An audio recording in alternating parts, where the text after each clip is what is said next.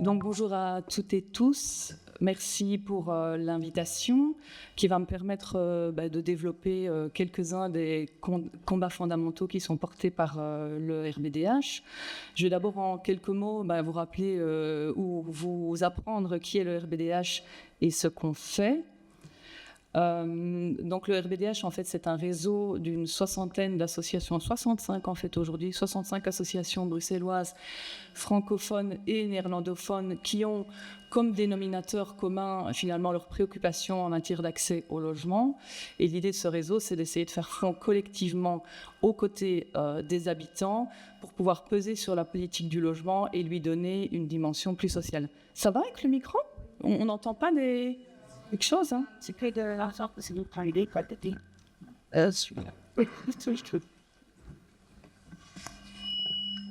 Non, c'est parce qu'il y avait deux micros qui étaient... C'est peut-être mieux, alors. Oui. Oui, c'est mieux.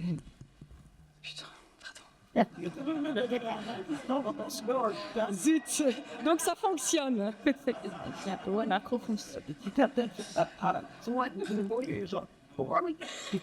Donc moi, je travaille au même titre que mes cinq collègues pour ce rassemblement, pour porter donc toutes ces voix associatives auprès du monde politique, auprès des médias et auprès du grand public également. Alors on a plusieurs axes de travail.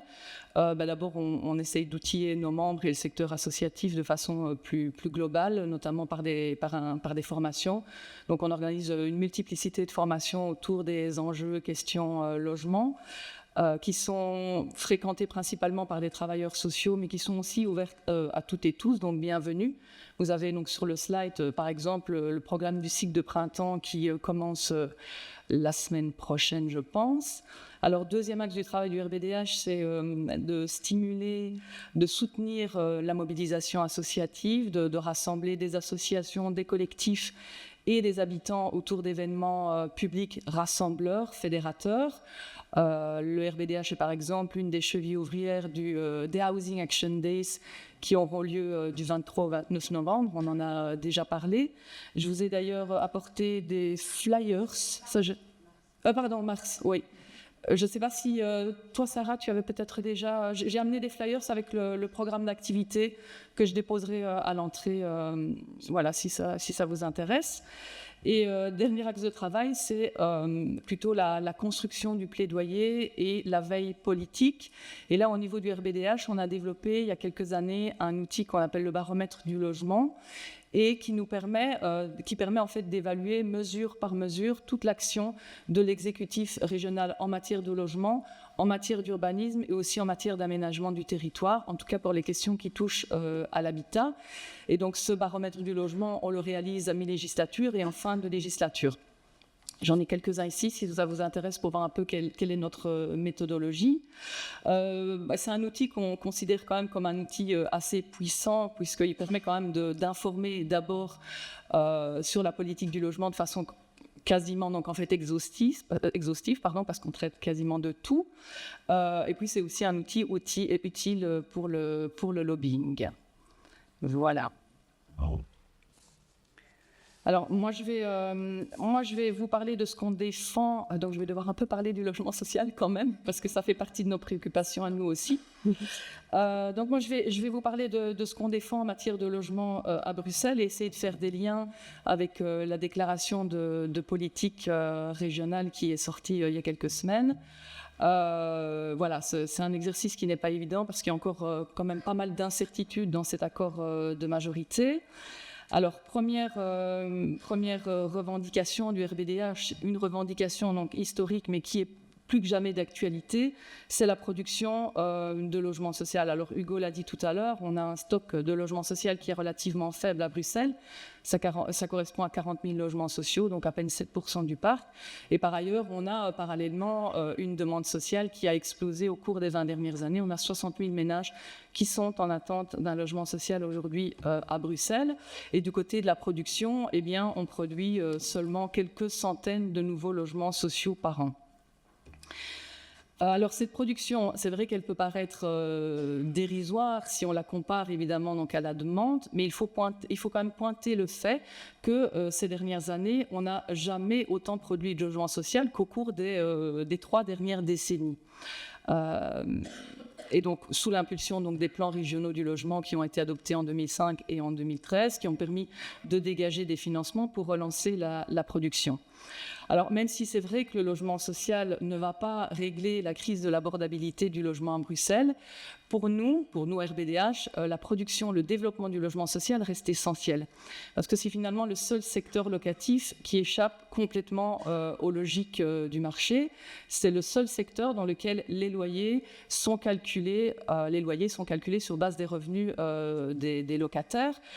Hugo a parlé tout à l'heure du taux d'effort des plus pauvres sur le marché locatif privé. On était plus ou moins à 45%. Dans le logement social, le taux d'effort ne dépasse jamais 24%. Donc, le logement social est un véritable pilier de protection sociale. C'est par ailleurs donc en fait un secteur qui permet de protéger les locataires contre les pratiques discriminatoires qui sont particulièrement répandues sur le marché privé.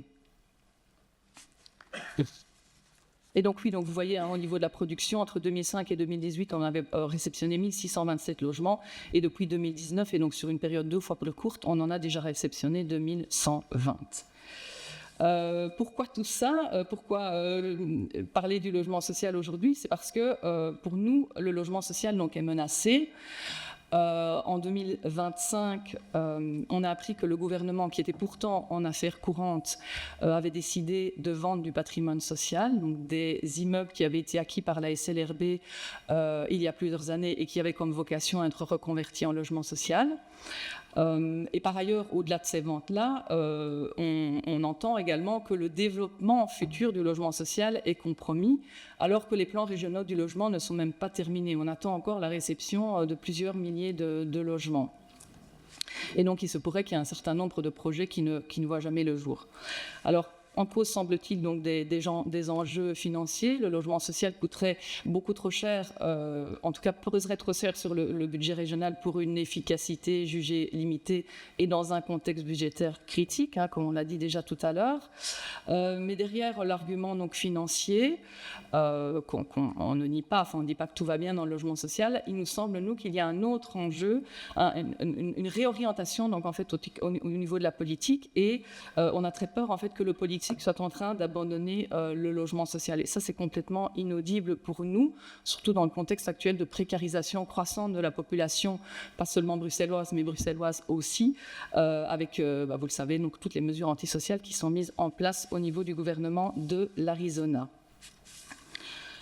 Alors, au niveau... Oui, non, c'est pas ça. Oui, donc au niveau de la déclaration de politique régionale, l'accord de majorité ne laisse rien présager de bon. On y évoque une réforme du financement du secteur du logement social pour le pérenniser, mais certainement plus pour en assurer le développement. Et alors, on entend aussi, il est écrit aussi qu'il va y avoir donc des arbitrages sur toute une série de terrains qui étaient censés accueillir du logement social à l'avenir et qui sont encore aujourd'hui au stade préliminaire. Donc, les logements qui sont en cours de finalisation seront réceptionnés. Pour les autres, il y a vraiment un très, très gros point d'interrogation. Donc, non seulement on ne semble plus vouloir prioriser le logement social dans les années à venir, mais en plus de ça, on parle de vente du patrimoine. Et ça, pour nous, enfin, c'est quelque chose auquel le RBDH s'oppose complètement, puisque le patrimoine public est évidemment un bien précieux, un bien commun qu'il faut absolument protéger, surtout dans un contexte de rareté comme celui qu'on connaît donc à Bruxelles. Évidemment, ce qui nous interroge également, c'est de savoir à qui est-ce qu'on va vendre ces logements-là. Si c'est pour éponger des dettes, ça risque effectivement d'être au privé, au plus offrant, très cher. Et donc ça, c'est vraiment un projet de société auquel on n'adhère pas du tout au RBDH.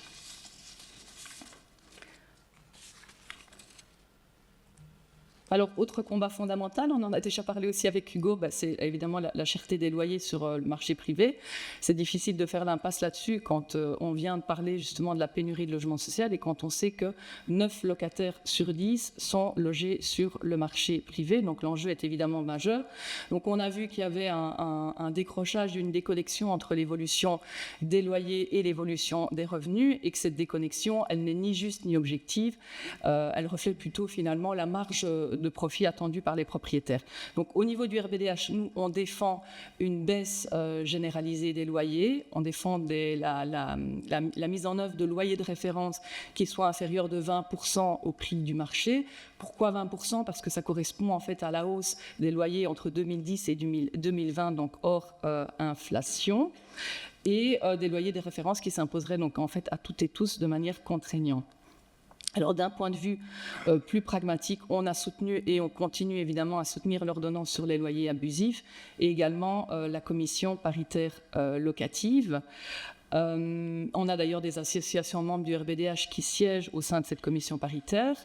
Alors, c'est certainement une avancée parce que, effectivement, le législateur reconnaît l'existence de loyers abusifs et met en place des outils pour pouvoir contester et éventuellement réviser ce loyer.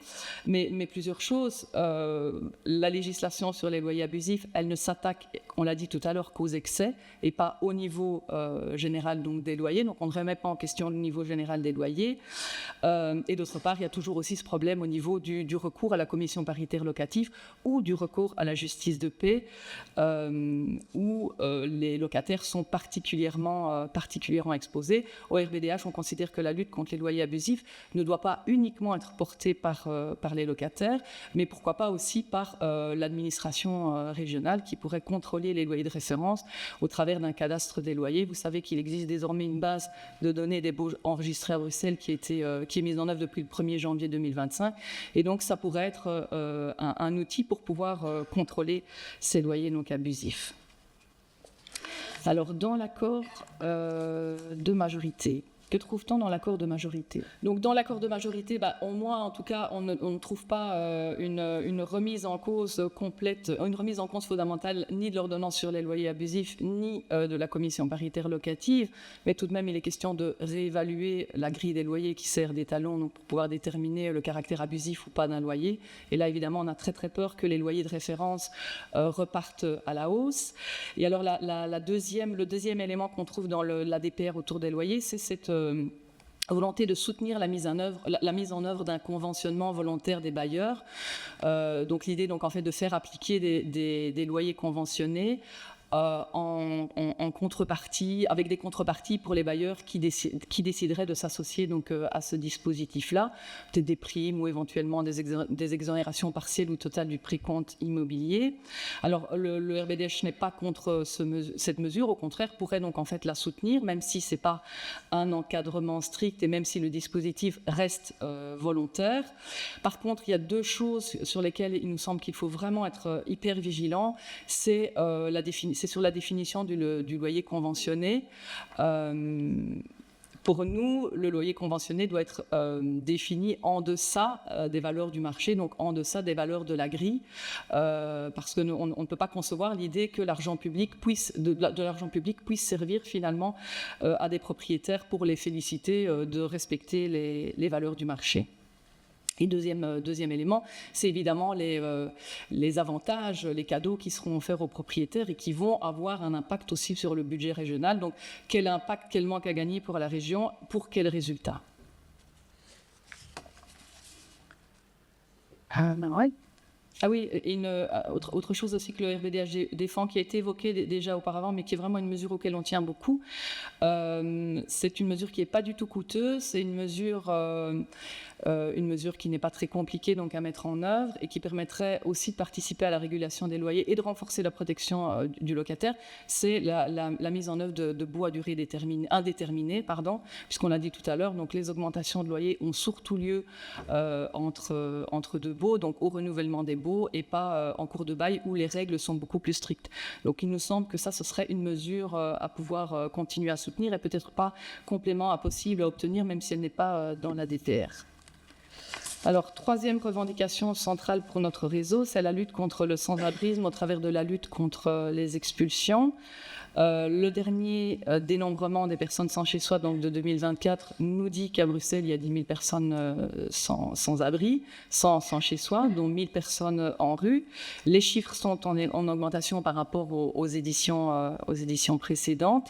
Alors, on sait que ces augmentations, cette extrême précarisation, elle est liée à la politique de non-accueil décidée par l'État fédéral, mais il faut quand même rappeler que dans les causes des ruptures et d'instabilité, on trouve en deuxième position la perte de logement, donc hors migration. Donc, comme vous voyez ici sur le graphique, la perte d'un logement reste une véritable cause d'entrée dans le sans-chez-soirisme.